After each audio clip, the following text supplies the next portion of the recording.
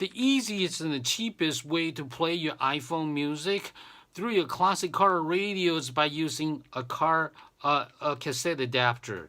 Simply connect this 3.5 millimeter head to your iPhone, and then insert this to your cassette player, and then you will be able to listen to your phone music through your car radio. However, this will not work with a newer iPhone that does not have a headphone jack. But there's a solution around that. You can get, if you have iPhone 7 or above without a headphone jack, you're going to need a dongle.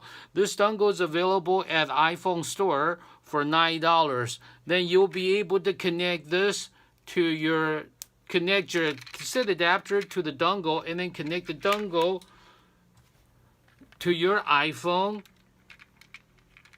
and then you will be able to listen to your music through your classic car radio. The sound quality is, you can't expect much of a sound quality out of it, but it will work.